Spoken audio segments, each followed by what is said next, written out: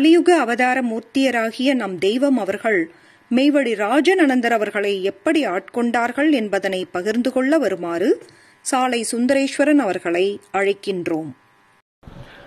ஊழி பெயர்த்தறி கோளரி வாட்கை ஆழிவாள் ஐயர் நமது குலதெய்வம் பிரம்மபிரகாச மெய்வழி சாலையாண்டவர்களின் திருவருள் துணை கொண்டு நம் சபையில் நாம் தொடர்ந்து அனந்தர் அனந்தைகளுடைய வாழ்க்கை குறிப்பை நாம் பகிர்ந்து வருகிறோங்க. அந்த வகையில் நாம் இன்று பார்க்க இருப்பது 1935-36களில் நம்ம தெய்வம் அவர்களால் ஆட்கொள்ளப்பட்ட மெய்வழி ராஜநனந்தர் அவர்களுடைய வாழ்க்கை குறிப்பை தான் நாம் பார்க்குறோங்க. நம்ம தெய்வம் அவர்கள் அந்த ஆரம்பகால பிரச்சார படலத்தை திருப்பத்தூர்லேருந்து தான் ஆரம்பித்தாங்க. அப்போ அங்கு தேவகோட்டையை சார்ந்த செட்டிமார்கள்லாம் நிறைய பேர் சபையில் சேர்ந்துக்கிட்டு இருக்கக்கூடிய ஒரு காலகட்டத்தில் அதே வகுப்பை சார்ந்த தேவகோட்டையில் பிறந்த மெய்வழி ராஜநனந்தர் அவர்களுடைய வாழ்க்கை குறிப்பு தான் நம்ம இன்றைக்கி பார்க்குறோங்க. அவர் நன்கு படித்து தனியாகவே மிட்லேண்ட் இன்சூரன்ஸ் அப்படின்னு ஒரு இன்சூரன்ஸ் கம்பெனி நடத்தி ஒரு வசதியோடும் மதிப்போடும் வாழ்ந்து வந்தக்கூடிய அவர் தன்னுடைய 34வது வயதில் நம்ம தெய்வம் அவர்களை அண்டி இந்த மெய்ப்பதத்தை பெற்ற நிகழ்வுகளையும் அதோடு இவருடைய வாழ்க்கை குறிப்பு மிகவும் சுவாரஸ்யமாகவும் உள்ளதாகவும் இருக்கிறது. நம்ம தெய்வம் அவர்களுக்கும் இவர்களுக்கும் நடந்த பல சம்பாஷணைகள் இன்றைக்கும் நம்ம பார்க்கும் பொழுது எல்லோருக்கும் பயனுள்ள வகையில் அமைந்ததாக இருக்குங்க. இவருக்கு மெய்வழி அப்படிங்கிற அனுபவம் எப்படி முதல்ல கிடைச்சது அப்படின் பொழுது டிசம்பர் மாதம் 1935 அவருடைய தேவகோட்டை வீட்டில் இருக்கும் பொழுது அவர் ஒன்று விட்ட மாமா சுப்பிரமணிய செட்டியார் அவருடைய மனைவி நாகம்மை ஆட்சி அவர் வீட்டுக்கு வர்றாங்க. அப்போ வரும்பொழுது மெய்வழி ராஜநனந்தர்கிட்ட அவங்க நாகம்மை ஆட்சி என்ன சொல்கிறாங்கன்னா, அவங்களுடைய வீட்டுக்காரர் சுப்பிரமணிய செட்டியார் அவர்கள் தெய்வத்தை அண்டி மெய்வழிக்கு போக்குவரத்தாக இருக்காங்க. இவர் மனைவிக்கு முதல்ல புரியாத காரணத்தினால மெய்வழி ராஜநனந்தர்கிட்ட என்ன சொல்கிறாங்க அப்படின்னா, இவர் உங்கள் மாமா திருப்பத்தூரில் இருக்கக்கூடிய ஒரு துலுக்க சாமியார்கிட்ட சேர்ந்து அடிக்கடி போயிட்டு வரதாகவும் இருக்கார். நம்ம குலத்திலேயே சாமியார்லாம் இல்லையா, நீங்கள் சொன்னீங்கன்னா அவர் கேட்பார், வந்தால் சொல்லுங்கள் அப்படின்ட்டு மெய்வழி ராஜநனந்தர்கிட்ட சொல்கிறாங்க. இது 3 நாட்கள் ஆகுது. சுப்பிரமணியம் செட்டியார் அவர்களும் ஒரு வீட்டுக்கு 3 நாள் கழித்து வராங்க. இப்போ நாம் இங்கே பார்க்கும் பொழுது அந்த தெய்வத்தின் மீது சுப்பிரமணிய செட்டியார் அவர்கள் வைத்திருந்த அந்த பிடிமானம் அதுவும் எப்படி நடந்துக்கணும் அப்படிங்கிறது நம்ம இவருடைய உதாரணமாக நிகழ்வு அமையுதுங்க. அவர் வந்தோடனே சுப்பிரமணிய செட்டியார்கிட்ட மெய்வழி ராஜநனந்தர் அவர்கள் ஏங்க மாமா, உங்களுக்கு இருந்திருந்தும் உங்களுக்கு ஒரு துலுக்க சாமியார் தான் கிடைச்சாரா? நம்ம வேதாந்த மடங்களில் எத்தனை சாமியார் இருக்காங்க, நீங்கள் அவங்களையெல்லாம் ஏன் இது பண்ணாமல் இப்படி சொல்கிறீங்க அப்படின்னு அவர் கேட்குறாரு. ஏன் அப்படி கேட்குறாருன்னா, அப்போல்லாம் அவங்க செட்டியார்மார்கள் எல்லாமே இறை வழிபாட்டில் மிகுந்த நம்பிக்கையோடும் செயல்பட்டுட்டு இருந்துட்டு இருக்காங்க. இந்த கேள்வி அவர் கேட்ட உடனே அவருக்கு கண்கள்லாம் சிவந்து மூக்குக்கு மேலே கோபம் வந்ததாக குறிப்பிடுறாங்க. அதோட மாப்பிள்ளை, உங்களுக்கு மெய்வழி ஆண்டவர்களை பற்றி உங்களுக்கு எதுவும் தெரியாது, நீங்கள் தெரியாமல் பேசாதீங்க அப்படின்னு கோபத்தோடு அவரை சொல்லிவிட்டு அந்த இடத்துல இருந்து அவர் கிளம்பிடுறாரு. அதனோட அவர் எப்போவுமே சுப்பிரமணிய செட்டியார் பார்த்திங்கன்னா வாரத்தில் 2 தடவையாவது தேவகோட்டையில் மெய்வழி ராஜநனந்தர் அவர் வீட்டுக்கு போவார். ஆனால் இந்த சம்பவத்துக்கு அப்புறம் அவர் 1 மாத காலம் ஆகியும் அவர் வீட்டுக்கே போகலை. இப்போ நம்ம இந்த இடத்துலையும் நம்ம பார்க்குறது அப்படி தான். இங்கே அவர் விவாதம் பண்ணல, அவர்கிட்ட சண்டை போடலை, அதே சமயம் அவர் சொன்ன வார்த்தையும் ஏற்றுக்கல, அவர் கோபத்தையும் வெளிப்படுத்திட்டு அந்த இடத்துல இருந்து போயிடுறாரு. இது முடிஞ்சு 1 மாதம் கழித்து ஜனவரி 1936 திரும்பவும் சுப்பிரமணிய செட்டியார் அவர்கள் தேவகோட்டைக்கு மெய்வழி ராஜநனந்தர்கிட்ட சொல்கிறாங்க, எங்களுடைய மெய்வழி ஆண்டவர்கள் இங்கே தேவகோட்டைக்கு வந்திருக்கிறாங்க, அவர் வெங்கடாச்சலம் செட்டியாரனுடைய வீட்டில் தான் அவங்க தங்கியிருக்கிறாங்க, நீங்கள் அவங்கள தரிசிங்க, அதோட அவங்களுடைய பொன்னான வார்த்தையெல்லாம் கேளுங்க மாப்பிள்ளை, நீங்கள் தெரிஞ்சுக்குவீங்க உண்மையை அப்படின்னு சொன்னோன்னே இவர் அதெல்லாம் சாவகாசமாக பார்த்துக்கலாம், அப்புறம் மறுபடியும் பார்த்துக்கலாம் அப்படின்னு சொல்லி ஒரு அலட்சியமாக ஒரு பதில் சொன்னதை கேட்டு மீண்டும் அவருக்கு கடும் கோபந்தான். அந்த இடத்துல எதுவுமே பேசாமல் அவர் வீட்டிலேருந்து கிளம்பி போயிடுறாங்க. இதெல்லாம் நம்ம தெய்வத்தை அண்டி வந்ததுக்கு அப்புறம் தான் அவருக்கு நினைவுக்கு வருது. குருகீதையில் சொல்லியிருப்பது போல, ஒரு நிஜ ரிஷியை, பிரம்மனிஷ்டரை, சித்தரை, குருவை எவனாவது தூசிப்பானாகில் அல்லது அலட்சியமாக பேசுவானே ஆகில் அவ்விடத்தில் குறைந்தபட்சம் ஒரு உண்மையான சீடன் நிற்கக்கூடாது என்பதை பிற்காலத்தில் நான் தெரிந்து கொண்டேன். அதன்படி தான் நான் என்னுடைய மாமா சுப்பிரமணிய செட்டியார் அவர்கள் என்னை சந்திக்காமல் இருந்திருப்பார்கள் என்பதையும் அவர் தெரிந்து கொண்டதாக சொல்கிறாங்க. அதற்கு பிறகு ஒரு மெய்வழி பற்றியான ஒரு அழுத்தமான தெரிந்து கொள்வதற்கான ஒரு நிகழ்வு ஏற்படுது. இவர் சென்னையில் தான் இவருடைய ஹெட் ஆஃபீஸ் இருக்குது, மிட்லேண்ட் இன்சூரன்ஸு. அதனுடைய நிர்வாக இயக்குனரும் இவர் தான். அங்கே இருக்கும் பொழுது இது நடக்கிற சம்பவம் பார்த்திங்கன்னா மார்ச் மாதம் 1936, 1935 டிசம்பரில் தான் அவர் முதல்ல தெரிஞ்சுக்கிறாரு. அடுத்து ஜனவரியில் வரும்போது நிராகரிக்கிறாரு. திரும்ப மார்ச் மாதமே 1936 இவருடைய அத்தை மகன் நாராயண செட்டியார் அப்படிங்கிறவரும் கூட இன்னொருத்தரும் இவர் ஆஃபீஸுக்கு வர்றாங்க. வந்துட்டு ஒரு பக்கத்தில் உட்காந்து பேசிகிட்டு இருக்காங்க. அப்போ அவருடைய அத்தை மகன் நாராயண செட்டியார் அவர்கள் வந்து பக்கத்தில் இருக்கிறவருக்கு காமிச்சு, இவருடைய பேர் வந்து மாசிலாமணி பிள்ளை, என்னுடைய நண்பர், இவர் வந்து தாசில்தாராக இருக்கார், சென்னையில் ஒரு கோர்ட் கேஸ் விஷயமா இவர் இங்கே பார்க்குறதுக்கு வந்திருக்கிறாரு. கிட்டத்தட்ட 1 அல்லது 2 மாதங்கள் இவர் இங்கே தங்குற மாதிரி சூழ்நிலை ஏற்படும். உங்களுடைய ஆஃபீஸ்லேயே இவருக்கு தங்கறதுக்கு இடம் கொடுத்தீங்கன்னா கொஞ்சம் தேவையில்லை மாப்பிள்ளை அப்படின்னு சொன்ன உடனே இவரும் ஆஃபீஸில் ஒரு மேலே ஒரு ரூம் காலியாக இருந்ததால் இவரும் சரின்ட்டு ஒத்துக்கிறாரு. மாசிலாமணி ஆனந்தர் அவரும் அங்கே அந்த ராஜன் அனந்தரனுடைய ஆஃபீஸ்லேயே தங்கி 1 மாத காலம் இப்படி சென்று வருவதாக இருக்குது. மெய்வழி ஆண்டவர்களை பற்றி அறிந்து கொண்ட முதல் சம்பவத்தை பகிர்ந்து கொள்கிறார்கள். ஒரு தாசில்தார் அவர்கள் மாசிலாமணி பிள்ளை அவர்கள் தினந்தோறும் காலையில் அதிகாலையிலேயே வெளியே கிளம்பிடுவாங்க. பகல் டைமில் ஒரு 12 மணிக்கு மேலே தான் அவர் அங்கே தங்கக்கூடிய அறைக்கு வருவார். வரும்பொழுது ஏதாவது தபால் வந்திருக்குதா அப்படின்னு மெய்வழி ராஜன் அனந்தர்கிட்ட கேட்பாங்க. இவங்களும் வந்திருந்தால் கொடுப்பாங்க, இல்லைன்னா இல்லைன்னு சொல்லுவாங்க. அப்போ வரும்போதெல்லாம் அங்கே அவர் அறையில் இருக்கும் பொழுது அவர் பஞ்சகச்சம் கட்டியிருப்பதாகவும் அதோட தலைப்பாகை அணிந்து பாடல்லாம் படிக்கக்கூடியதும் இவருக்கு ஒரு வித்தியாசமான ஒரு அனுபவமாகவும் இருந்துச்சு. இருந்தாலும் இவர் என்ன ஏதுன்னு அவர் கேட்கல, இதை கேட்டுக்கவும் விரும்பலை. அப்படி இருக்கும்பொழுது ஒரு நாள் அவர் வெளியே கிளம்பவே இல்லை.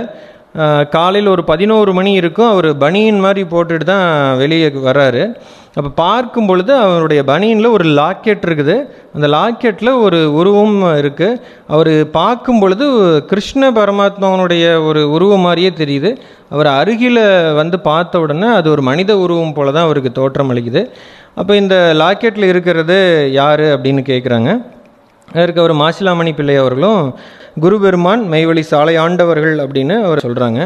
அதற்கு மெய்வழி ராஜன் அனந்தரும் இவர் எங்கே இருக்கிறாரு அப்படின்னு கேட்கும் பொழுது ராமநாதபுரம் ஜில்லாவில் திருப்பத்தூரில் இவங்க இருக்காங்க.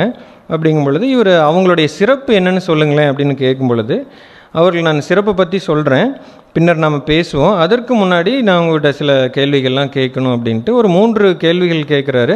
அது இவருக்கு ஒரு புதுமையாகவும் ஒரு ஆர்வத்தையும் ஏற்படுத்துவதாக இருக்குது.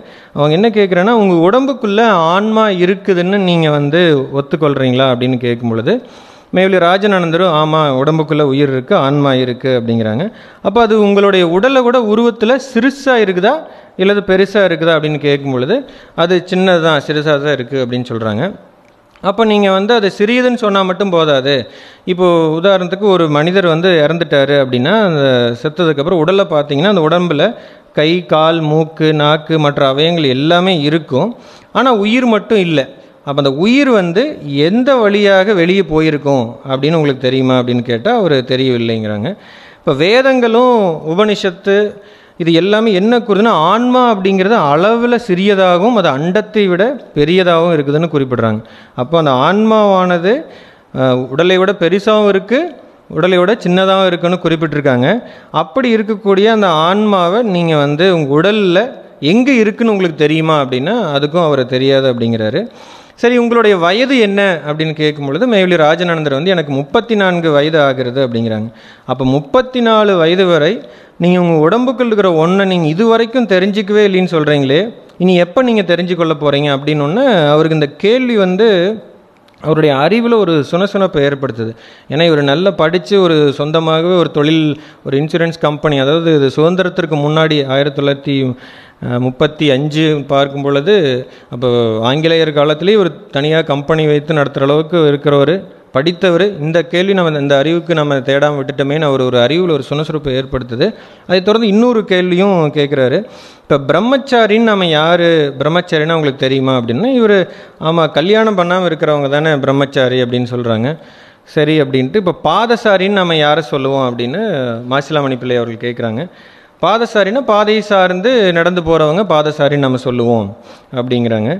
அப்போது அப்படி இருக்கும் பொழுது பாதையை சார்ந்து நடக்கிறவங்களும் நம்ம பாதசாரினா இந்த பிரம்மத்தை அறிந்து நடப்பவர்களை தானே நம்ம பிரம்மச்சாரின்னு சொல்லணும் ஏன்னா அந்த பிரம்மச்சாரிங்கிற வார்த்தைக்குள்ளே கல்யாணம் பண்ணாதவங்க அப்படிங்கிற மாதிரி எந்த ஒரு பொருளுமே இருக்கிற மாதிரியே தெரியலையே அப்படின்னு ஒன்று இப்போ தான் அவங்க அந்த அறிந்த முகத்தில் இருந்ததை தவறுன்னு தனக்குள்ள ஒரு அறியாமை இருக்குதுங்கிறத அந்த தெய்வ வாக்கு கொண்டு அவர்கள் அவங்ககிட்ட கேள்வி கேட்கும் பொழுது அவர் தெரிஞ்சுக்கிட்டே வராங்க.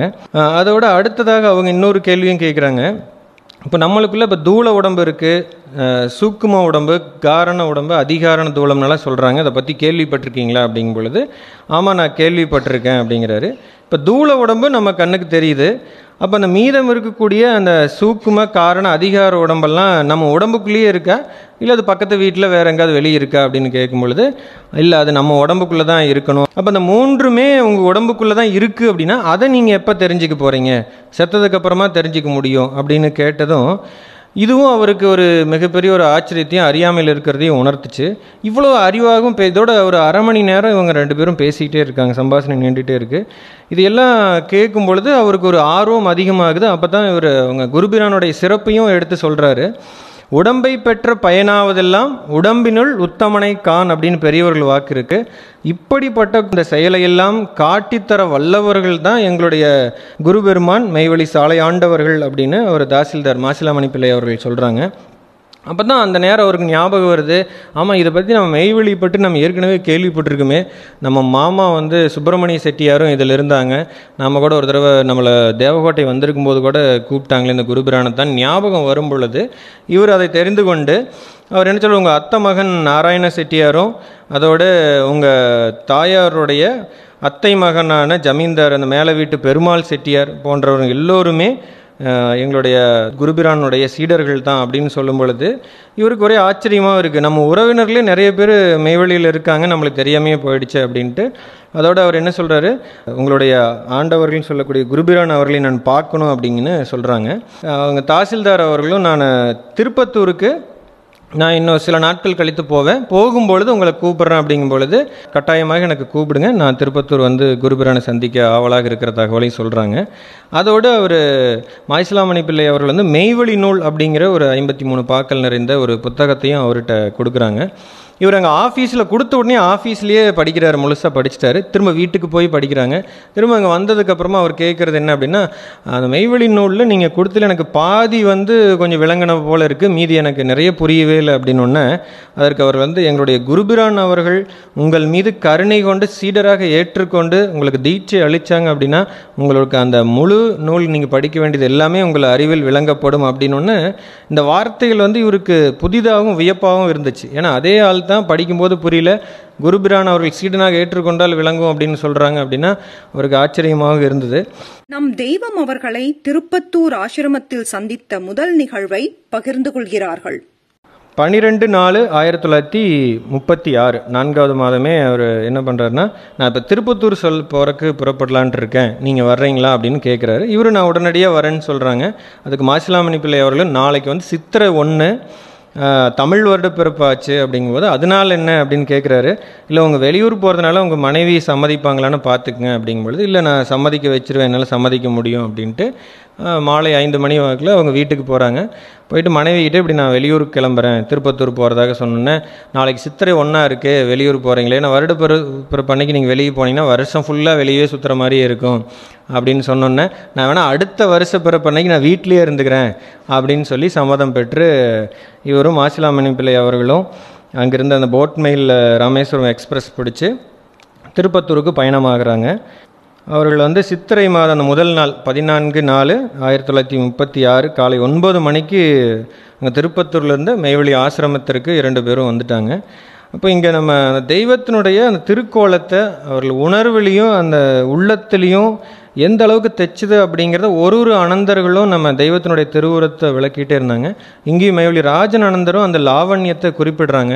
ஏன்னா சென்னையிலேருந்து திருப்பத்தூர் வரும்பொழுதே மாசிலாமணி பிள்ளை அவர்கள் வந்து மெய்வழி ராஜன் அனந்தர்கிட்ட எங்களுடைய குருபிரானுக்கு வந்து 70 வயதிற்கு மேலே தோற்றம் இருக்கும், இந்த மாதிரிலாம் விளக்கங்கள்லாம் கொடுப்பாங்க, பேசுவாங்க, நிறைய இதெல்லாம் சொல்லிகிட்டே வந்திருக்கிறாரு. இப்போ அவருடைய கற்பனையில் 70 வயதுக்கு மேலே இருக்குன்னா கொஞ்சம் வயோதிகமாகி கொஞ்சம் கூன் கீது போட்ட மாதிரி ஒரு தளர்த்த இதில் உருவத்தில் தான் இருப்பாங்க அப்படின்னு ஒரு கற்பனை பண்ணிட்டு இருக்காரு. ஆனால் இங்கே அவர் பார்த்த உடனேயே அவருக்கு உடல் தோற்றம் ஒரு 45 to 50 வயது இருக்கக்கூடிய அளவில் தான் இருக்காங்க.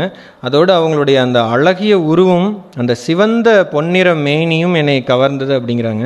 ஏன்னா இங்கே தீர்க்க தரிசன கண் கொண்டு பெரியோர்கள்லாம் பார்த்து சொல்லியிருக்காங்க, அந்த எலுமிச்சை வண்ணந்தண்ணில் அவர் இருப்பார் அப்படிங்கிறாங்க. இங்கே அந்த ஆதி மனுமனாகி நம்ம தெய்வத்தை பார்த்த கண்களை உடைய அந்த அனந்தர் அவர்கள் குறிப்பிலையும் இங்கே அதே தோற்றத்தை தான் குறிப்பிடுறாங்க. பொன்னிற மேனியோடு அந்த இடுப்பில் வெள்ளை வேட்டியும் மெல்லிய துணியால் ஆக்கப்பெற்ற அந்த வெண்ணிற சட்டையும் அவர் உடல் கட்டும் அந்த உடல் அழகும் என் கண்களுக்கு தெரிந்தன. தலையில் தலைப்பாகையோடு அவருடைய தோற்றம் எனக்கு மிகவும் கவர்ச்சிகரமாக இருந்தது அப்படிங்கிறாங்க. அதோடு அவருடைய முகத்தில் ஒரு விதமான சாந்தமும் பொன்முறுவலும் இருந்ததையும் நான் கண்டேன் அப்படிங்கிறாங்க. அதற்கு பிறகு அவர் தாசில்தார் மாசிலாமணி பிள்ளை அவர்களும் இவங்களும் தெய்வத்திற்காக பழங்களும் புஷ்ப மாலைகளும் வாங்கிட்டு வந்திருக்காங்க. அதை மாசிலாமணி பிள்ளை அவர்கள் வந்து தெய்வத்தின் முன்னாடி சமர்ப்பிச்சுட்டு ஒரு தோத்திர பாடல் பாடுறாங்க.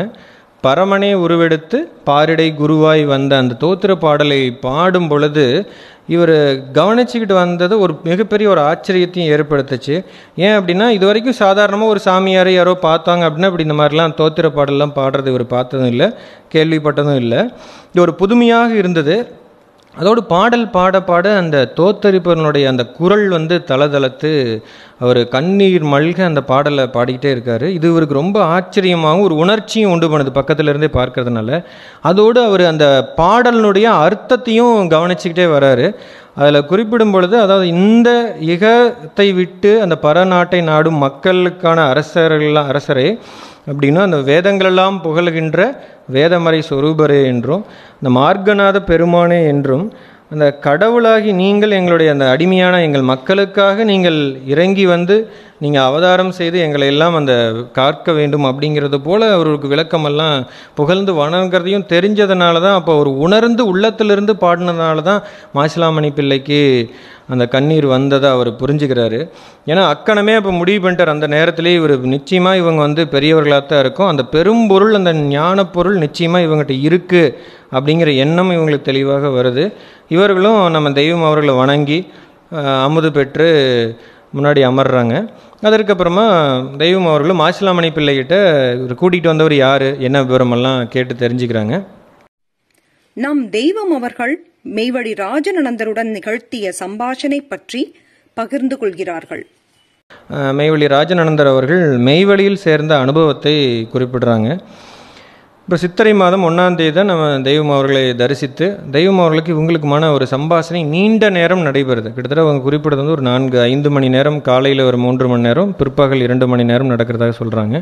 இந்த வாழ்க்கை குறிப்பு எழுதும் பொழுது அவருக்கு வந்து 44 வருடம் கழித்து தான் எழுதுறார். அப்போ கிட்டத்தட்ட அவருக்கு வயது வந்து 34 சேர்றாங்க. அப்படிங்கும்போது 78 வயதில் தான் அவருடைய வாழ்க்கை குறிப்பை அவராகவே எழுதுகிறாங்க. அப்போது என்னோட நினைவில் இருந்ததை அப்படியே நான் உங்களுக்கு முன்னாடி பதிக்கிறேன் அப்படின்னு சொல்லி தான் ஆரம்பிக்கிறாங்க. அப்போ தெய்வம் அவர்கள் வந்து மெய்வழி ராஜநந்தரை பார்த்து, மாசிலாமணி பிள்ளை வந்து நீ லண்டன் போயிட்டு வந்ததா சொல்கிறாரு, அது நிஜமா அப்படின்னு கேட்குறாங்க. ஆமாம், நான் லண்டன் போயிட்டு வந்தேங்க அப்படின்னு சொல்லும் பொழுது, அப்போ அந்த நாட்டை ஆளக்கூடிய அரசர் லண்டன் இருக்கிறாருன்னு உங்களுக்கு தெரியுமா அப்படின்னு கேட்குறாங்க. ஏன்னா அப்போ இந்தியாவை வந்து ஆங்கிலேயர் ஆண்டதுனால அந்த நாட்டு அரசர் வந்து எங்கே இருக்காங்க அப்படின்னா லண்டனில் தான் இருக்காங்க. இவர் எனக்கு தெரியும் அப்படிங்கிறாரு. எப்படி உங்களுக்கு தெரியும்னு கேட்கும் பொழுது, நான் பள்ளியில் அவரை பற்றி படிச்சுக்கிறேன், அதோடு நம்ம இருக்கக்கூடிய அந்த நாணயங்கள், அதில் இருக்கக்கூடிய உருவம் பதிக்கப்பட்ட தபால் வில்லைகள் எல்லாத்துலேயும் அவங்களோட இதான் இருக்குது, அதை வச்சும் தெரிஞ்சுக்கிட்டேன். அதோடு இங்கே அந்த வைஸ்ராய்ங்கிறவங்க தான் இங்கே டெல்லியில் தலைமையிடத்தில் அவர் மூலியமாக அந்த அரசர் அங்கே இங்கிலாந்துலேருந்து ஆட்சி செஞ்சிட்ருக்காரு அப்படிங்கிறாங்க. அப்போ அந்த அரசரை நீங்கள் பார்த்துருக்குறீங்களா லண்டன் போகும்பொழுதுன்னு கேட்கும்பொழுது, ஆமாம் நான் காரில் போகும்பொழுது அவர் 2 முறை நான் அவரை பார்த்துருக்குறேன் அப்படின்னு சொல்கிறாங்க. அதோட அப்புறம் லண்டனுக்கு போகிறதுக்கு உங்களுக்கு வழி எப்படி தெரியும் அப்படின்னு கேட்குறாங்க. எப்படி போனீங்கன்னு கேட்கும்பொழுது, அவர் நான் படிச்சிருக்கிறேன், அதோடு லண்டன் போயிட்டு வந்தவங்களும் சொல்லியிருக்கிறாங்க, அதை வச்சு தான் நான் லண்டன் போனேன் அப்படிங்கிறாங்க. இப்போ அவர் சொன்னதும் நீங்கள் படித்ததும் ஒரே மாதிரி இருந்துச்சா லண்டன் போகும்பொழுது அப்படிங்கும்பொழுது, ஆமாம் 2 பேர் சொன்னதும் ஒரே மாதிரி தான் இருந்துச்சு அப்படிங்கிறாங்க.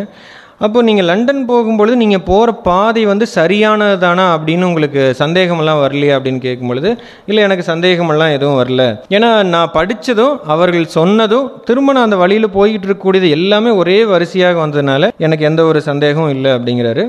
அதோட இந்த பம்பாய் மெயிலில் புறப்பட்டு அங்கேருந்து காலிடோனியா கப்பலில் நாங்கள் மார்செல்ஸ் போனேன். அங்கேருந்து ரயில் ஏறி திரும்ப அந்த இடத்துல பயணித்து மறுபடியும் போட்டு பிடிச்சி லண்டன் போய் சேர்ந்ததாக இவருடைய விளக்கத்திலாம் குறிப்பிட்டே வராங்க. அப்படியா, சரி, அப்போ சந்தேகம் உங்களுக்கு பாதையை பற்றி எதுவும் இல்லை அப்படின்னு ஆமாங்க அப்படின்னு முடிச்சிடுறாங்க. அதுக்கடுத்து தான் தெய்வம் அவர்கள் நீங்கள் எந்த மதத்தை சார்ந்தவர்கள் அப்படின்னு கேட்கும் பொழுது மேவழி ராஜநந்தர் நான் எம்மதமும் எனக்கு சம்மதம் தான் அப்படிங்கிறாங்க. அப்போ சிறப்பாக குறிப்பாக நீங்கள் எந்த மதத்தை சேர்ந்தவர்கள் கேட்கும் பொழுது நான் சைவ குலத்தில் பிறந்தேன், அதனால் நான் சிவ மதத்தினன்னு நான் சொல்லலாம் அப்படிங்கும் பொழுது நம் தெய்வம் அவர்கள் அப்போ சிவன் எங்கே இருக்கிறார் அப்படிங்கும் பொழுது இவர் கைலாயத்தில் இருக்கிறார்கள் அப்படிங்கிறாங்க. அப்போ நீங்கள் கைலாயம் போயிருக்கிறீங்களா அப்படின்னு கேட்கும் பொழுது இல்லை, நான் போனதில்லை அப்படிங்கிறாரு. அப்போ கைலாயத்துக்கு போகிற வழி உங்களுக்கு தெரியுமா அப்படின்னு கேட்கும் பொழுது அதுவும் தெரியாது அப்படிங்கிறாங்க. சரி, கைலாயத்துக்கு போகக்கூடிய வழியை பற்றி நீங்கள் எங்காவது படிச்சிருக்கிறீங்களா அப்படின்னா அதுவும் நான் படிக்கல, எனக்கு தெரியாதுங்கிறாங்க. சரி, கைலாயத்துக்கு போய் வந்தவர்கள் யாராவது உங்களுக்கு அதை பற்றி சொல்லியிருக்கிறாங்களா அப்படின்னா அதுவும் நான் கேள்விப்பட்டதில்லை என்று சொன்னதில்லை அப்படிங்கிறாங்க. நம்ம தெய்வம் அவர்கள் குறிப்பிட்றாங்க, இப்போ நீ லண்டனுக்கு செல்லும் வழியை பற்றி எப்படி நீ படிச்சியோ அதுபோலத்தான் இந்த தேவாரம், திருவாசகம், திவ்ய பிரபந்தம், அந்த கீதை, உபனிஷத் போன்ற எல்லாமே இந்த கைலாயம், வைகுந்தம் போன்ற இடங்களுக்கு செல்வதற்கான பாதைகளை உனக்கு காமிக்கிறது அப்படிங்கிறாங்க. அதுபோல் நீ லண்டனுக்கு போயிட்டு வந்தவங்க எப்படி உனக்கு வழி சொன்னாங்களோ அதுபோல் இங்கே இருக்கிறவங்க உங்களுக்கு அந்த வழிகளை சொல்லி, கைலாயத்துக்கு போகிற வழிகளை சொல்லி அந்த சந்தேகமே இல்லாமல் நீங்கள் அந்த இடத்திற்கு செல்லக்கூடியதையும் இங்கே காமிப்பாங்க அப்படிங்கிறாங்க. நீ லண்டனுக்கு சென்று எப்படி அந்த அரசனை கண்டாயோ அதுபோல் நீ அந்த கைலாயங்கிரி சென்று அந்த சிவபெருமானையும் நீ காண்பாய் அப்படின்னு திட்டமாக சொல்கிறாங்க. சொல்லிட்டு சில வினாடிகள் தெய்வம் அவர்கள் பேசாமல் அமைதியாக இருக்கிறாங்க. இவர்கள் சிந்திப்பதற்காக இவர்களும் அந்த சம்பாஷணைகளாம் நினைவு கூர்ந்துக்கிட்டே வராங்க. அப்பொழுது தான் இவர்களுக்கு இந்த மாதிரி நான் எந்த சாமியார்ட்டையும் நான் பேசினதே இல்லை, பழகினது இல்லை. அதுவும் இவர் திட்டவட்டமாக என்னுடைய செயலை வைத்து எனக்கு அவமானம் காட்டி அந்த ஞான வழியை போதிக்கிறாங்க அப்படின்னு ஒரு சிந்தனையில் ஒரு ஆர்வத்தில் யோசிச்சுட்டு இருக்கும் பொழுது நம்ம தெய்வம் அவர்கள் அடுத்து உபதேசம் பெற்றிருக்கிறாயா அப்படின்னு அடுத்த கேள்வியும் கேட்குறாங்க. அவர் இல்லை அப்படிங்கிறாங்க. அப்போ உபதேசம்னா என்ன அப்படின்னு கேட்குறாங்க தெய்வம். அதற்கு இவர் பதில் சொல்ல தயங்கிட்டு யோசித்து நிதானமாக சொல்லலாம் அப்படின்ட்டு இப்போ சிவாய நம, நாராயணாய நம அப்படின்னு சொல்லலான்னு யோசிக்கிறாரு. அப்படி சொன்னோம்னா இப்போ மற்ற மதங்களுக்கு தானே இருக்குது, அவங்களுக்கு தானே உபதேசம்னு இருக்கும் அப்படின்னு யோசிச்சுட்டு அப்புறம் பதில் சொல்கிறாங்க.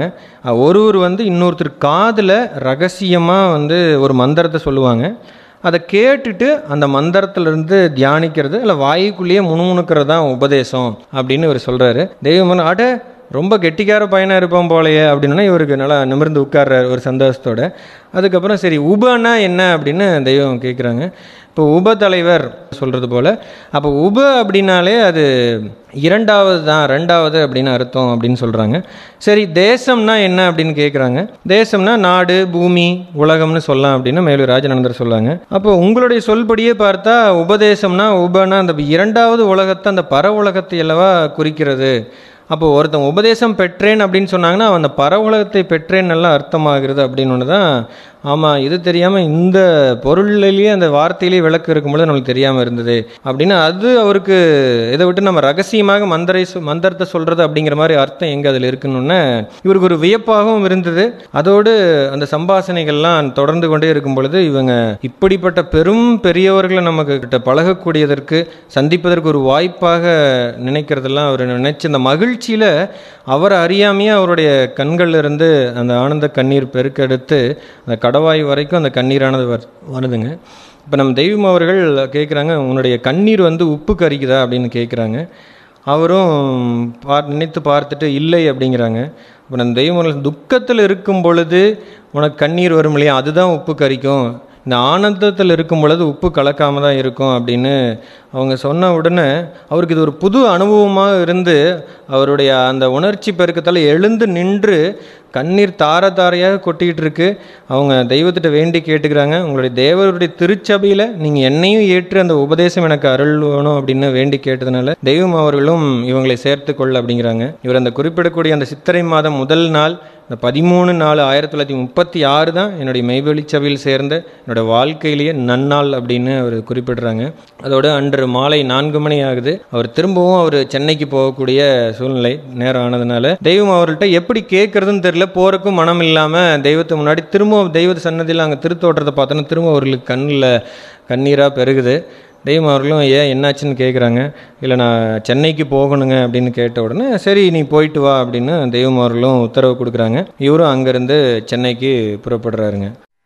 நம் தெய்வம் அவர்களின் திருக்கருணையால் அல்லவா மெய் வாய்த்தது என்பதை மெய்வழியில் நானாகவா சேர்ந்தேன் என்ற வினாவுடன் மெய்வழி ராஜநந்தர் வாழ்க்கை குறிப்பில் குறிப்பிடுகிறார்கள். மெய்வழியில் நானாகவா சேர்ந்தேன் என்ற அவருடைய என்ன அலைகளை குறிப்பிடுறாரு. அதாவது மெய்வழிக்கு வர்றதுக்கு முன்னாடியே எந்தெந்த செயல்பாடுகள் எல்லாம் இவர் மெய்வழிக்கு வருவதற்கு ஒரு நிகழ்வாக அமைந்துன்னு குறிப்பிடுறாங்க. அவர் தேவகோட்டையில் இருக்கும் பொழுது அவங்க தாயாரினுடைய பக்தியை குறிப்பிடுறாரு. அவங்க தாயார் தினமும் அதிகாலையில் எழுந்த உடனே அவங்க வீட்டுக்கு முன்னாடி இருக்கக்கூடிய அந்த அரச மரத்தை சுற்றி வந்துட்டு தான் வீட்டு வேலைகள் வேறு எந்த வேலையாக இருந்தாலும் செய்யக்கூடிய ஒரு வழக்கத்தை வச்சுக்கிறாங்க. அதனால் அவங்க தேவகோட்டையில் அவங்க வீட்டுக்கே அரச மரத்து புண்ணியவதி வீடு அப்படிங்கிற ஒரு பட்டப்பெயர் கூட இருக்கிறதாகவும் குறிப்பிடுறாரு. அதோடு அவங்க கோயில் வழிபாடுக்கு போகிறதாக இருக்கட்டும், கோயிலுக்கு செல்வதற்கு ரொம்ப ஆசையோடு அவங்க தாயார் இருப்பாங்களாமா. அப்போ சிறு வயதில் அவங்க தாயாருடன் இவரும் கோயிலுக்கு போகிறாங்க.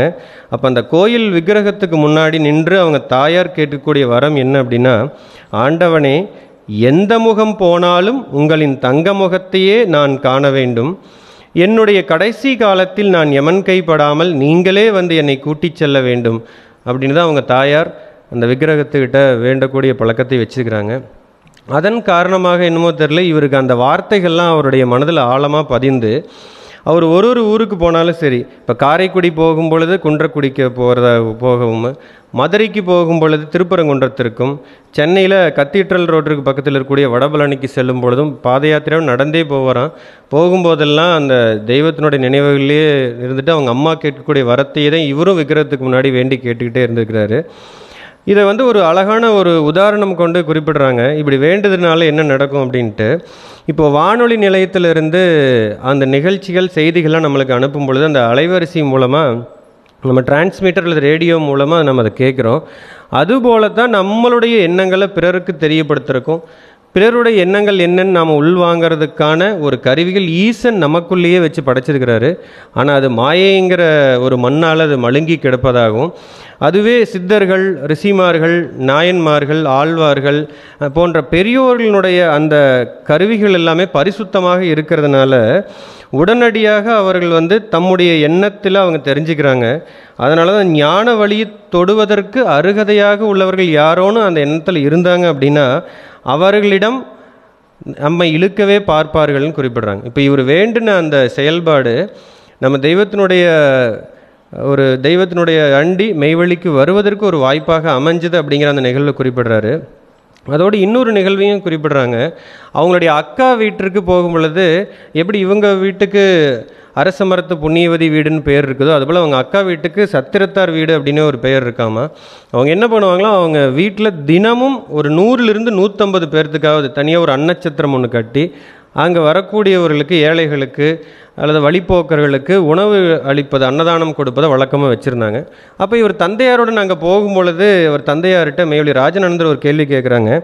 இப்போ இருக்கக்கூடிய இந்த கூட்டத்தில் பார்த்திங்கன்னா பொல்லாதவர்கள் இருக்கிறாங்க, திருடர்கள் இருக்கிறாங்க, இவங்களுக்கெல்லாம் நாம் உணவு கொடுப்பதால் நமக்கு புண்ணியம் ஏற்படுமா அப்படின்னு அவங்க தகப்பனார்கிட்ட மெய்வழி ராஜநந்தர் கேட்குறாங்க.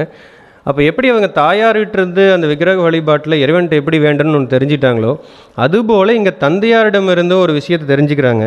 அவங்க தந்தையார் இவர்கிட்ட என்ன குறிப்பிட்றாரு அப்படின்னா, இப்படி பல கோடி பேர்கள் இங்கே உணவு அருந்தி போவதில் ஏதாவது ஒரு வேளை ஒரு பிரம்ம ஞானி இந்த இடத்தில், இந்த சத்திரத்தில் சாப்பிட்டார்னா அது கோடான கோடி புண்ணியத்தை தரும் என்பதற்காகத்தான் இந்த சத்திரத்தில் உணவளிச்சிட்டு இருக்கிறதாகவும் அவர் குறிப்பிடுறாங்க. அதோடு இந்த இடத்துல ஒரு பைபிள் வாசகத்தையும் நினைவுபடுத்துகிறாரு. என்னுடைய சீடர் என்பதற்காக எவனாவது உங்களுக்கு ஒரு போகனி அளவு தண்ணீர் கொடுத்தாலும் அதற்கு உரிய சம்பாவனை அவன் அடைந்தே தீர்வான் என்று மெய்யாகவே உங்களுக்கு சொல்கிறேன் என்று இயேசு பெருமான் பைபிளில் குறிப்பிடுறாங்க. இங்கே அதை நினைக்கும் பொழுது அவருக்கு ஒரு ஞாபகம் வருது. சென்னையில் இருக்கும் பொழுது அவருடைய அத்தை மகன் நாராயண செட்டியார் சொல்ல கேட்டு மாசிலாமணி பிள்ளைக்கு அவர் தங்க இடம் கொடுத்தார் இல்லைங்களா, அந்த அவருக்கு தங்க இடம் கொடுத்ததுக்கான ஒரு பலனாகத்தான் என்னை இந்த உண்மையான ஞான வழிக்கு என்னை இழுத்திருக்கிறது அப்படின்னு இந்த இடத்துல மெய்வழிக்கு நானாக வரவில்லை, தெய்வம் அவர்கள் தான் என்னை இழுத்திருக்கிறாங்க அப்படின்னு அவர் நிகழ்வுகளில் மேற்கோள் காட்டி குறிப்பிடுறாங்க. அதோடு சில தீர்க்க தரிசன குறிப்புகளையும் குறிப்பிடுறாரு. மூர்த்தி தலம் தீர்த்தம் முறையாக தொடங்கினவருக்கு ஒரு வார்த்தை சொல்ல சத்குரு வாய்க்கும் பராபரமே என்று தாயுமான சுவாமிகள் பாடலை நினைவுபடுத்துகிறாங்க. ஏன்னா ஒரு தாயினுடைய வழிபாட்டிலிருந்து இவரும் அந்த வழிபாட்டு முறையில் இருந்ததால் ஒரு சத்குரு இவருக்கு கிடைத்ததையும் குறிப்பிடுறாரு. அதோடு மேற்கொண்டு இன்னொரு பைபிள் வாசகத்தையும் குறிப்பிடுறாங்க. நீங்கள் என்னை தேர்ந்தெடுக்கவில்லை, நானல்லவோ உங்களை தேர்ந்தெடுத்தேன் என்ற சீடர்களை பார்த்து இயேசு பெருமான் அவர்கள் கூறுகிறார்கள்.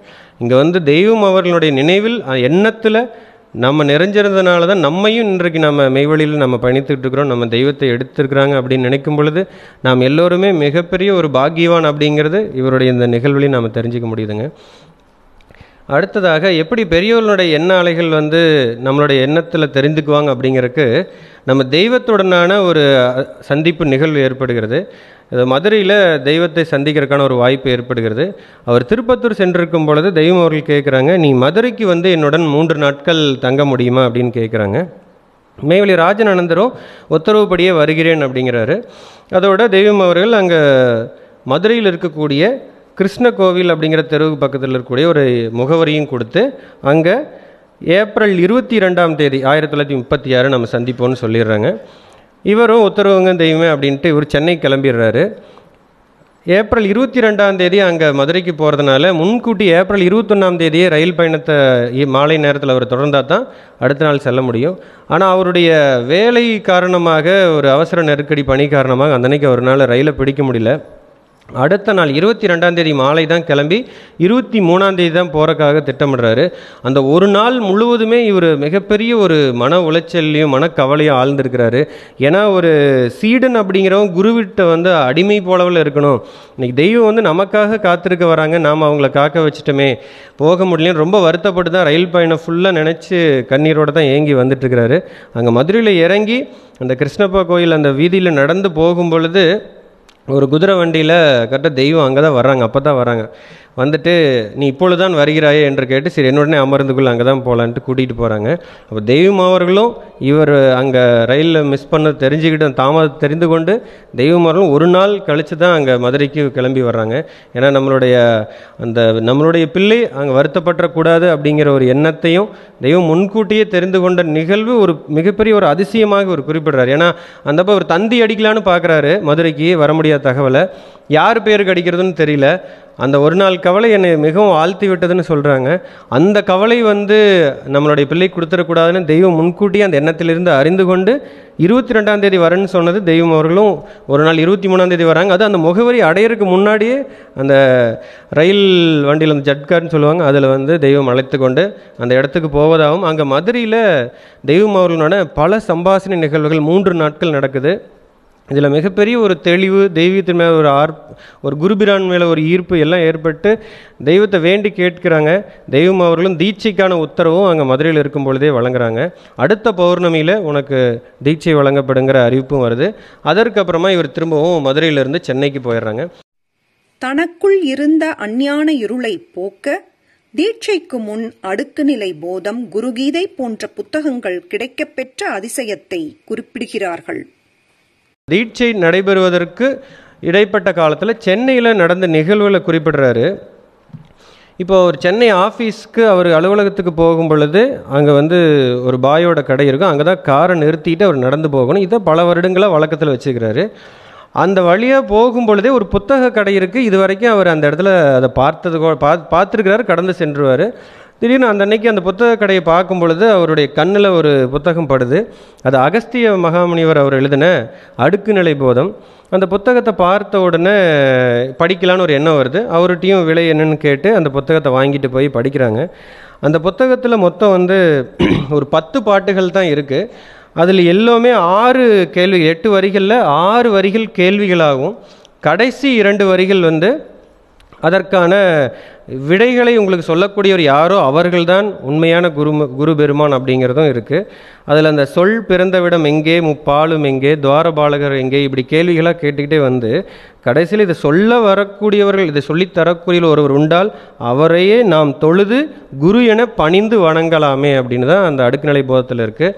இதை தெரிந்த உடனே நமக்கும் அகத்திய மகாமுனிவருக்கு எப்படி வழங்கினது போல குரு பெருமானும் நமக்கு காட்சி அளிப்பாங்க அப்படிங்கிற ஒரு நினைவோடவே தான் அந்த பாடலையும் படிச்சுட்டு இருக்கிறாரு.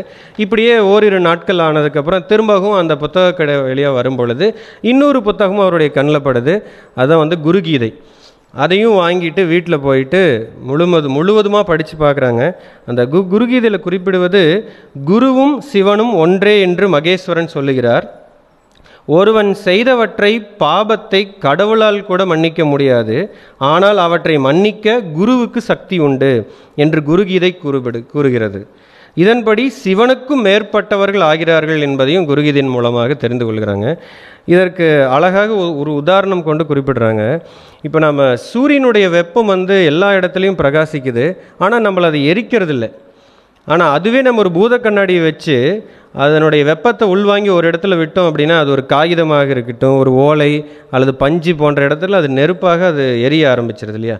அதுபோலத்தான் கடவுளினுடைய சக்தியால் மன்னிக்க முடியாத பாவங்களை அதே சக்தி ஒரு நிஜகுருவின் மூலம் வருங்கால் அன்னவருடைய சீடனுடைய பாவங்கள் எரித்து சாம்பலாக்கும் என்பதையும் ஒரு உதாரணம் கொண்டு நம்ம குறிப்பிடுறாங்க.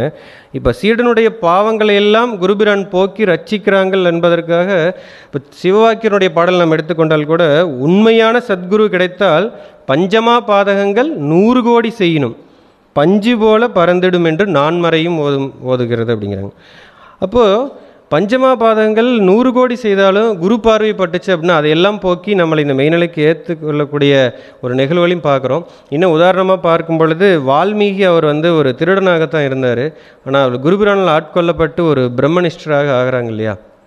அதுபோல் அருணகிரிநாதர் பெருமான் அவர்களும் தாசியனோட வீட்டிலேயே தான் இருக்கிறார், இருந்தாலும் குருபிரானால் ஆட்கொள்ளப்பட்டதுக்கப்புறம் ஒரு மெஞ்ஞானியாக ஆகிறாங்க இல்லையா? அதுபோல் நம்ம பஞ்சமா பாதகங்கள் செய்திருந்தாலும் அந்த பாவத்தை போக்கக்கூடிய வல்லபம் குருவினிடம்தான் உள்ளது என்பதை வந்து இவங்க தெளிவாக அந்த குருகீதையின் மூலமும் தெரிந்துக்கிறாங்க. அதோடு அவருக்கு இன்னொரு ஆச்சரியம் என்னென்னா, இதுவரைக்கும் இத்தனை வருடங்களாக என்னுடைய கைக்கு இந்த எட்டப்படாத புத்தகங்கள் அந்த தீட்சை திருநாளுக்கு அழைப்புதல் கிடைச்சதுக்கப்புறமா இந்நேரம் என் கண்களுக்கு கொடுத்தது அது தெய்வத்தினுடைய கருணையாகத்தான் இருக்க முடியும் அப்படிங்கிறதையும் அவர் தெரிஞ்சுக்கிறாங்க. அதற்கு ஒரு உதாரணமாக கூட ஏன் இதெல்லாம் எனக்கு கிடைக்கும்படி தெய்வம் அவர்கள் செஞ்சுருக்கிறாங்க அப்படின்னு அவர் யோசித்து அவரே ஒரு உதாரணம் குறிப்பிட்றாங்க. இப்போ நம்ம விவசாய நிலத்தில் ஒரு தென்னம்பிள்ளை நட்டு வைக்கிறோம் அப்படின்னா அது எடுத்தோன்னு அப்படியே எடுத்து ஊனிட மாட்டோம்.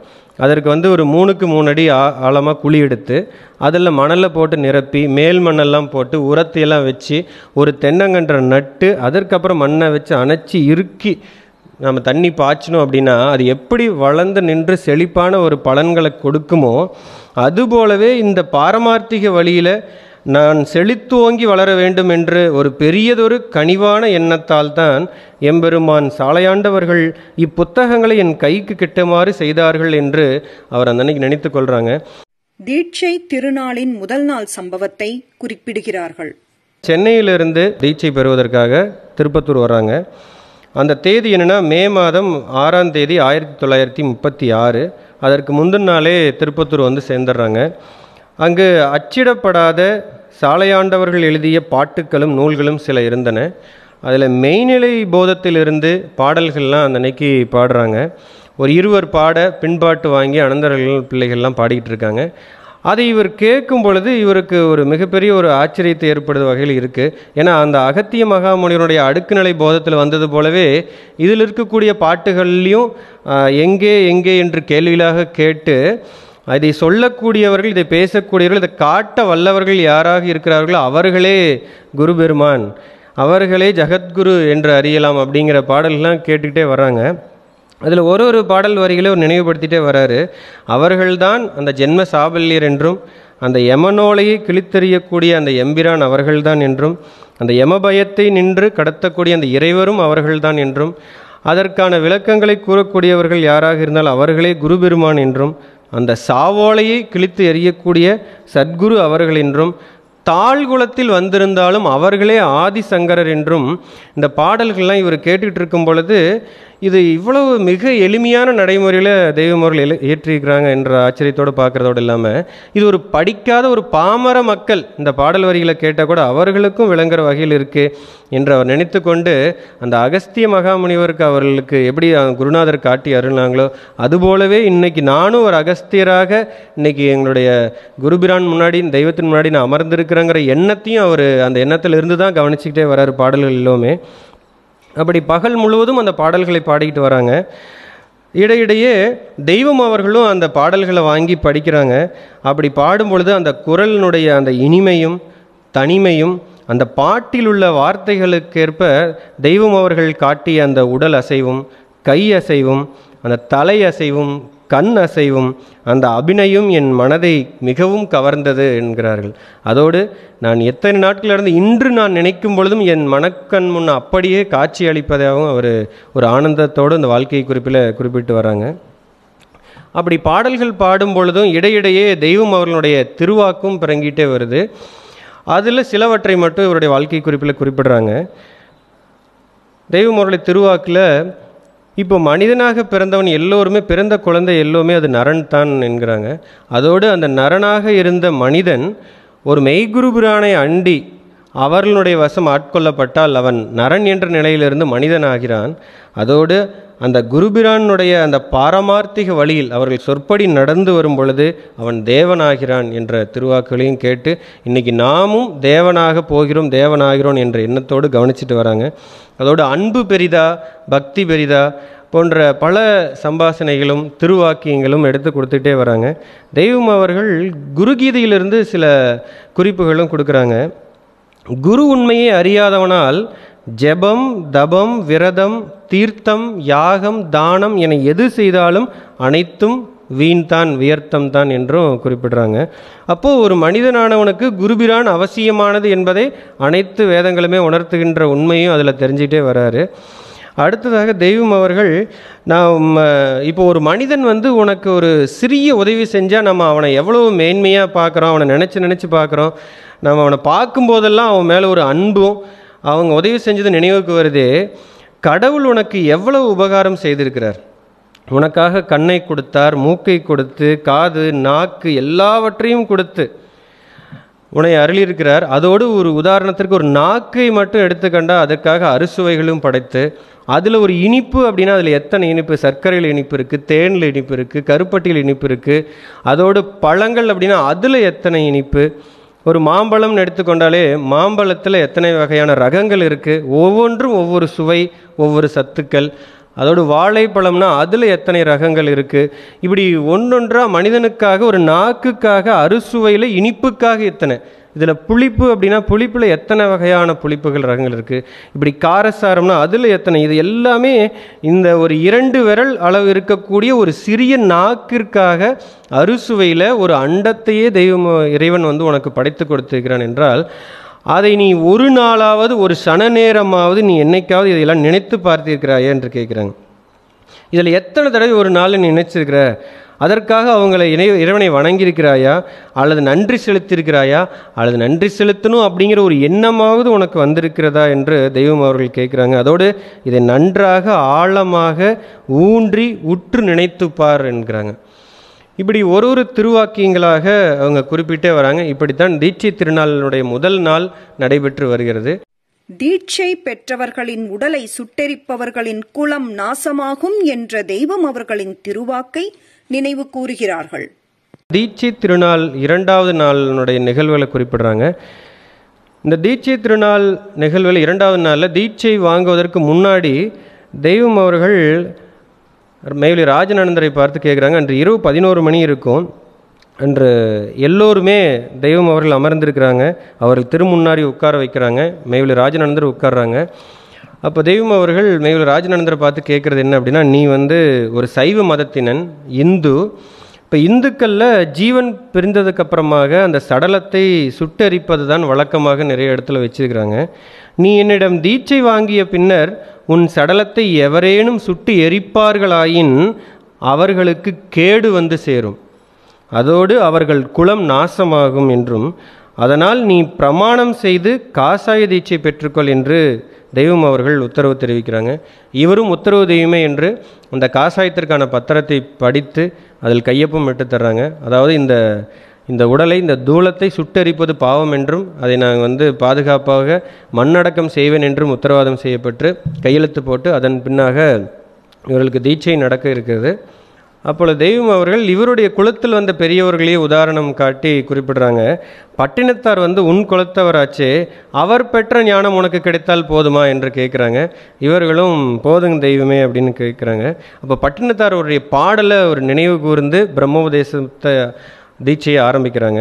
இப்போ பட்டினத்தார் பாடலில் குறிப்பிடும் பொழுது, வெட்டாத சக்கரம், பேசாத மந்திரம், வேறு ஒருவருக்கும் எட்டாத புஷ்பம், இறையாத தீர்த்தம், இனி முடிந்து கட்டாத லிங்கம், கருதாத நெஞ்சம், கருத்தினுள்ளே முட்டாத பூசையென்றோ என் குருநாதர் மொழிந்ததுவே அப்படின்னு அவங்க கொடுத்தது எல்லாமே அந்த வெட்டாத சக்கரம். அது செப்பிலையோ இதுலையோ வெட்டாத அது சக்கரம், அது பேசாத ஒரு மந்திரம் என்று அதற்கான விளக்கத்தை எல்லாமே கொடுத்துக்கிட்டே அப்படிப்பட்ட அவர்களுக்கு கிடைத்த குருபிரான், அவர் நினச்சிக்கிறாங்க பட்டினத்தாருக்கு கிடைத்த குருபிரான் போல பட்டினத்தார் பெற்ற ஞானம் எனக்கும் கிடைக்குதுன்னு ஒரு மகிழ்ச்சியோடு அந்த பிரம்மோபதேசத்தில் அவர் கேட்டுக்கிட்டே வராங்க. அப்பொழுது தெய்வம் அவர்கள் குறிப்பிடக்கூடிய அந்த பிரம்மோபதேசத்தை காட்ட ஆரம்பிக்கிறாங்க. முதல் ஒரு 5 நிமிடம் இவர்களுக்கு ஒன்றுமே விளங்காதது போல இருக்கிறது. ஏன்னால் தெய்வம் அவர்கள் சொல்லாமல் சொல்லுவது போலவும் பேசாமல் பேசிய மொழி போலும் விளங்காமல் இருக்கிறதை உணர்றாங்க. அடுத்த 5 நிமிடத்தில் தெய்வத்தினுடைய கிருபையால் அவர்களுக்கு எல்லோருமே விளங்க ஆரம்பிக்குது. அந்த 6வது நிமிடம் அப்படி நான் எழுந்து நிமிர்ந்து நீங்கள் ஆண்டவர்களை நான் பார்த்தேன். அப்படி நிமிர்ந்து பார்க்கும் பொழுது அவர்கள் எனக்கு மயில் வாகன ரூபராய் சுப்பிரமணியராய் காட்சி அளித்தார்கள் அப்படிங்கிறாங்க. அதுவும் நான் அந்த குன்றக்குடியில் திருப்பரங்குன்றத்தில் வடபழனியில் பார்த்தேனே அவ்வித சுப்பிரமணியர் அல்ல, இங்கு நான் காண்பது பிரகாசம் பொருந்திய உயிருள்ள சுப்பிரமணியம். இந்த காட்சியை அனுபவத்தை நான் என்னவென்று உரைப்பது, நான் என்றும் மங்காத குபைரனானேன் என்று அவர்கள் ஆனந்தத்தோடு அந்த வாழ்க்கை குறிப்பில் குறிப்பிட்டே வராங்க. அதோடு அந்த தீட்சைகளுக்கு இடையே விளக்கங்களும் அவற்றிற்கான சாட்சிகளும் கொண்டு தெய்வம் அவர்கள் விடியும் வரை அந்த பிரம்மோபதேச தீட்சை நடைபெறுவதையும் குறிப்பிடுறாங்க. அப்பொழுது உணர்றாங்க, இன்று எனக்கு சாலையாண்டவர்கள் எனக்கு தந்தது அந்த பட்டினத்தார் பெற்ற ஞானமே, அந்த பட்டினத்தார் பெற்ற உபதேசமே எனக்கு கிடைக்கப்பெற்றது என்றும் அவர்கள் உணர்ந்து கொள்கிறார்கள். அதோடு இங்கே தீட்சை பெற்ற பிறகு தெய்வத்தினுடைய வல்லபத்தையும் திருக்கருணையும் அறிந்து கொள்வதற்கு அவருக்கு ஒரு வாய்ப்பாக ஏற்படுகிறது. அதோடு அவங்க இங்கே அவர்கள் உணர்ந்ததிலிருந்து நமக்கு குறிப்பிடுவது என்ன அப்படின்னா, தெய்வம் அவர்கள் எத்தகைய வல்லபம் உடையவர்கள் அப்படிங்கிறத நம்ம தூள திருமேனியை பார்த்து மட்டும் நம்ம மதிப்பிடக்கூடாது, தெரிந்து கொள்ளக்கூடாது.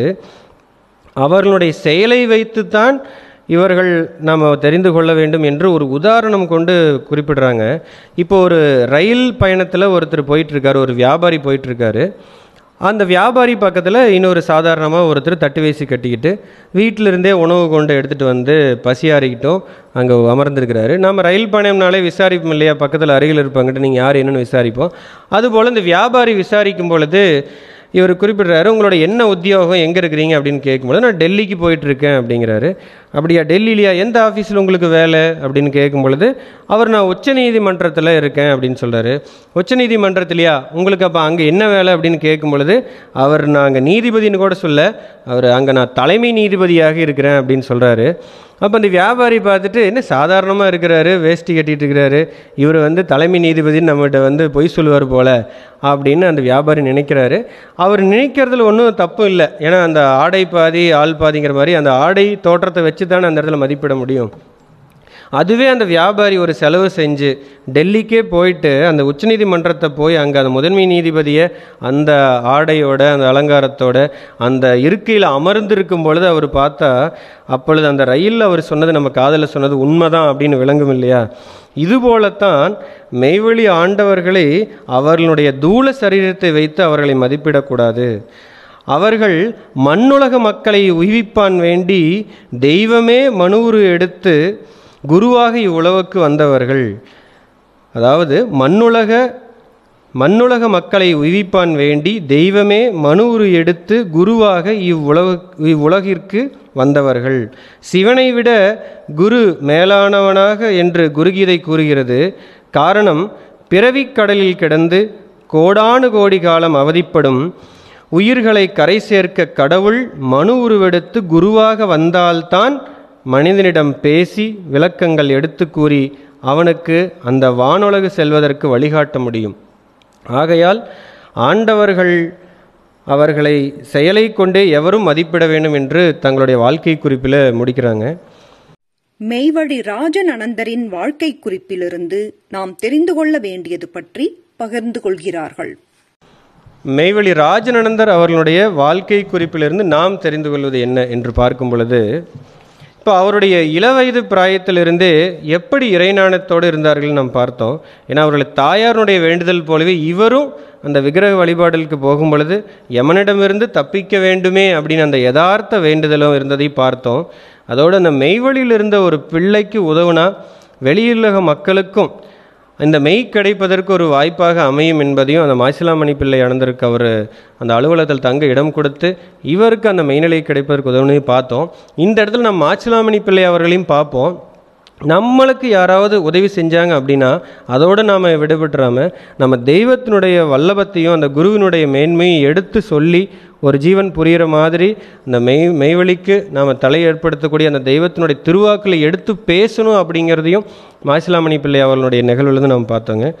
அதோடு இந்த மெய்ப்பாதையில் தலை தோங்கி வரணும் அப்படிங்கிறதுக்காக அந்த தெய்வத்தினோட கருணையினால் அந்த சென்னையில் அவருடைய கைக்கு அந்த அடுக்குநிலை போதத்தினுடைய புத்தகத்தை கிடைப்பதற்கும் அது குருகீதையினுடைய புத்தகம் கிடைக்கப்பெற்று இந்த குருவினுடைய உன்னதத்தை முழுமையாக உணர்ந்து கொண்டு தன்னுடைய தீட்சைக்கு அந்த சீடன் வர வேண்டும் அப்படிங்கிற அந்த தெய்வத்தினுடைய அந்த பெரும் கருணையும் நாம் பார்க்க முடிந்ததுங்க. அதோடு இந்த தெய்வத்தை தூள திருமேனியை நாம் பார்க்கக்கூடாது. இப்போ குடும்பத்தோடு இருக்கிறாங்களே அப்படிங்கிற இந்த பார்வையில் நாம் பார்த்துறாம தெய்வ செயலை வைத்து தான் பார்க்கணும் அப்படிங்கிறது அந்த அழகான உதாரணம் காட்டி இந்த வியாபாரியும் அந்த உச்சநீதிமன்ற நீதிபதியினுடைய அந்த ரயில் பயணத்தை உதாரணம் காட்டி நமக்கு விளக்கமாக சொன்னது அந்த வாழ்க்கை குறிப்பில் ரொம்ப சிறப்பாகவும் அமைந்தது. அதோடு இப்போ நம்முடைய பார்வையும் தெய்வத்தோட செயலைத்தான் பார்க்கணும் அப்படின்னும் இப்போது நம்ம எல்லாமே அந்த நம்பின பேருக்கெல்லாம் அந்த 4ஆம் பதமான சாய்ச்சிய பதத்தை இன்றளவும் ஏற்படுத்தி கொள்ளக்கூடிய இன்னைக்கு கண்கூட நாம் பார்க்குறோம். இன்றைக்கி ஜீவப்பிரயாணம் அப்படிங்கிற அந்த பரிசுத்த அடையாளத்தோடு இன்றைக்கி நடந்துகிட்ருக்கு. அந்த செயலை வைத்து தான் அந்த நெருப்பாரும் மயிர்பாலத்தை கடத்தக்கூடிய அந்த வல்லபம் உள்ளவர்கள் அந்த எத்தாதெல்லாம் நம்மளை எத்திக்கோ என்று அந்த வான நாட்டிற்கு நம்மளை எல்லாம் ஏற்றி வைத்து கொண்டிருக்கும் அந்த குருபிரானுடைய நம்ம தெய்வத்தினுடைய செயலை வைத்துத்தான் மதிப்பிட வேண்டும் என்பதையும் இவருடைய வாழ்க்கை குறிப்பிலிருந்து நாம் தெரிந்து கொள்ள முடிந்ததுங்க. அனைவருக்கும் நமஸ்காரம்.